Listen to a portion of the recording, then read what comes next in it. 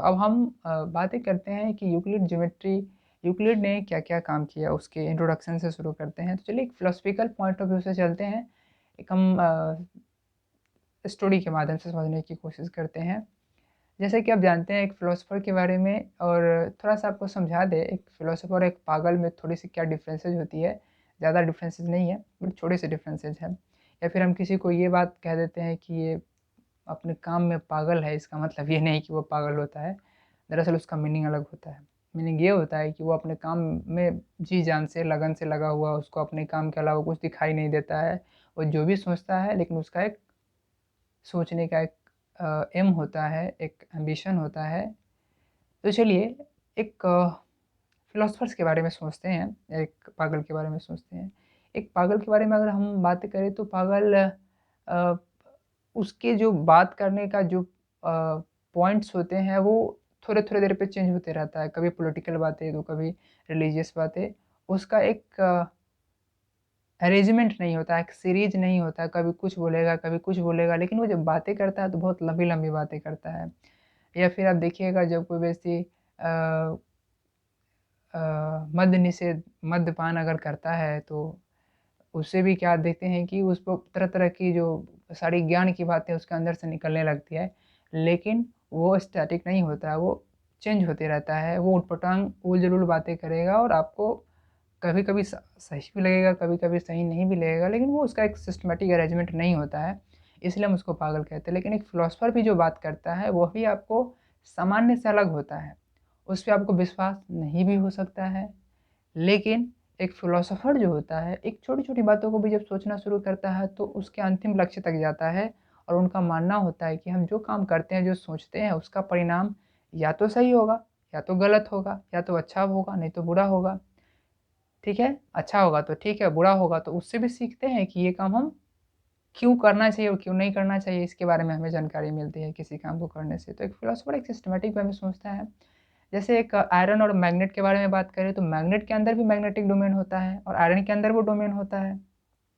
लेकिन मैग्नेट के अंदर जो डोमेन होता है वो सिस्टमैटिक अरेंजमेंट में होता है। एक नॉर्थ के बाद एक मैग्नेटिक डोमेन के नॉर्थ साउथ है तो अगले के साउथ के साथ अगले का नॉर्थ होगा, फिर उसके साउथ के साथ अगले का नॉर्थ होगा। तो इस तरीके से वो अरेंजमेंट एक सीरीज़ में होता है और आयरन में ये नहीं होता है, ये उसका डायरेक्शन फिक्स नहीं होता है, एक सिस्टमैटिक अरेंजमेंट में नहीं होता है, इसीलिए आयरन को आयरन कहते हैं और मैग्नेट मैग्नेट के डोमेन एक सीरीज़ में होते हैं इसलिए उसको मैग्नेट कहते हैं। तो यही डिफ़रेंस है जो फ़िलॉसफ़र और पागल में भी है। जब फ़िलॉसफ़र सोचता है तो वह किसी बात को जब सोचना शुरू करता है तो सिस्टमैटिक वे में सोचता है, बट एक पागल जो सोचता है वो सिस्टमैटिक वे में नहीं सोचता है, कभी कुछ तो इस तरीके से वो सोचता है। अब फ़िलॉसफ़र चलिए एक यूक्लिड भी एक फ़िलॉसफ़र थे, यूक्लिड के बारे में जानते हैं। एक थोड़ी-सी ये कहानी कितनी सत्य है मैं इसके बारे में ज़्यादा बात नहीं करना चाहूँगा। लेकिन हाँ, एक छोटी-छोटी बात है। यूक्लिड जो था एक फ़िलॉसफ़र था और जैसा कि हमने बात किया वो उसी प्रकृति का था। तो एक बार की बात है जब सब लोग सोते हैं, वो भी सोया हुआ था और सो कर के सुबह उठा तो पत्नी को कहा कि ऐसे-ऐसे की बात है। उसने कहा कि देखो ना मेरे सपने में एक अजीब-सा प्राणी आ गया है। ना उसका लंबाई है, ना चौड़ाई है, ना मोटाई है, बट देयर इज़ समथिंग, कुछ है और मुझे वो परेशान करते रहता है। कभी आगे, कभी पीछे, कभी आएँ, कभी दाएँ-बाएँ, कहीं भी लेफ्ट राइट वो मुझे बहुत परेशान करते रहता है। तो पत्नी ने कहा कि लगता है आप पक्का सठिया गए हैं, नहीं तो पगला गए हैं, ठीक है? तो उसने कहा कि ठीक है।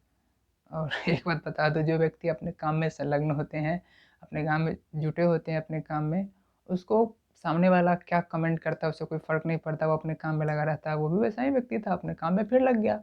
फिर अगले दिन यही हुआ, फिर सुबह उठा, फिर वो सोचा कि जाते हैं, फिर पत्नी को बताते हैं, लेकिन फिर कहा कि अरे! जाएँगे तो फिर हमको सबसे बड़ा पागल समझेगी ये, तो सोचे कि इसको नहीं बताएँगे।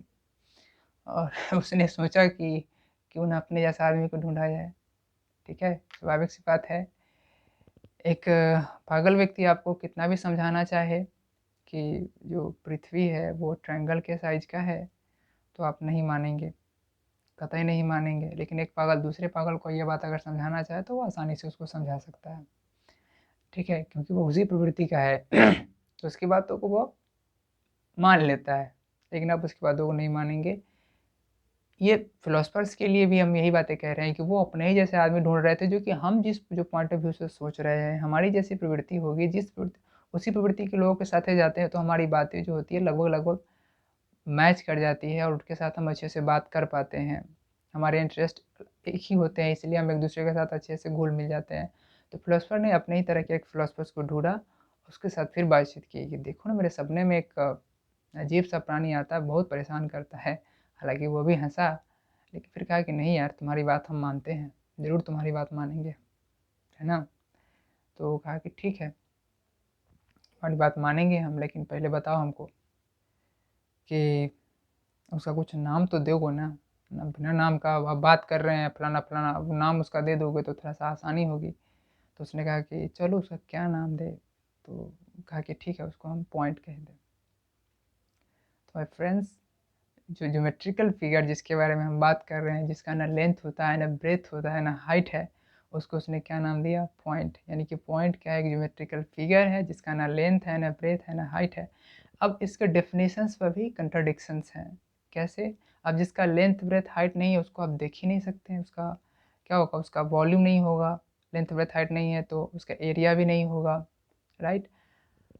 तो फिर जब जिसको हम देख ही नहीं सकते उसके बारे में डिस्कशन क्या करें? तो ये एक कंट्राडिक्शन है। जो आप पेंसिल के नोक से जो आप ड्रॉ करते हैं अपने कॉपी पे, उसको आप पॉइंट कहते हैं। दरअसल वो पॉइंट नहीं है, वो पॉइंट का रिप्रेजेंटेशन है। पॉइंट को हम ड्रॉ ही नहीं कर सकते हैं, पॉइंट को हम रिप्रेजेंट कर सकते हैं सिर्फ, राइट। तो वो क्या है? पॉइंट का रिप्रेजेंटेशन है, ठीक है। तो पॉइंट का ना लेंथ होता है, ना ब्रेथ होता है, और ना ही हाइट होता है। आप ज़रा गौर कीजिए, वो पॉइंट अगर एक बहुत सारा पॉइंट मिल करके अगर एक दूसरे के नज़दीक नज़दीक अगर वह सेट हो जाए, तो आपको ऐसा लगेगा कि उसके बीच अगर डिस्टेंस नेग्लिजिबल हो, सबके बीच अगर डिस्टेंस नेग्लिजिबल हो, तो आपको लगेगा कि वो स्ट्रेट लाइन है। ज़रा आप कॉपी पे एक लाइन से आप हल्का हल्का पॉइंट कर दें और थोड़ा दूर से उसको देखने का प्रयास करेंगे, तो आपको लगेगा कि नहीं, पॉइंट है ही नहीं, वो एक लाइन है, एक कंटिन्यूअस लाइन है। तो जो लाइन होता है वो इनफाइनाइट पॉइंट्स का कलेक्शन होता है एक प्रॉपर वे में, राइट। तो a line is a collection of points. अब वो जो लाइन बन गया, अब फिर उसने कहा कि देखो ना, वो पॉइंट कभी आगे जाता है, कभी पीछे जाता है, अर्थवर्म की तरह, कभी दोनों तरफ जाता है। तो फिर उसका भी उसने नोमेनक्लेचर किया कि जब एक तरफ फिक्स हो, दूसरी तरफ जाता हो, तो उसको हम रे कहते हैं। और दूसरी तरफ इनफाइनाइट तक जाता हो, यानी कि रे का भी जो लेंथ होता है वो फिक्स नहीं होता है। और line that means straight line, वो दोनों तरफ जाता है। जब दोनों तरफ इनफाइनाइट तक जाता है तो हम किसी कॉपी पर उसको कैसे ड्रॉ कर सकते हैं? बिल्कुल ड्रॉ नहीं कर सकते हैं, उसको हम सिर्फ रिप्रेजेंट कर सकते हैं, राइट। और जो लाइन सेगमेंट होता है वो स्ट्रेट लाइन का ही पार्ट होता है, जिसका लेंथ फिक्स होता है, यानी कि हम लाइन सेगमेंट को कॉपी पर ड्रॉ कर सकते हैं, राइट। तो ये हमारा रहा point, line that is straight line, रे एंड द लाइन सेगमेंट।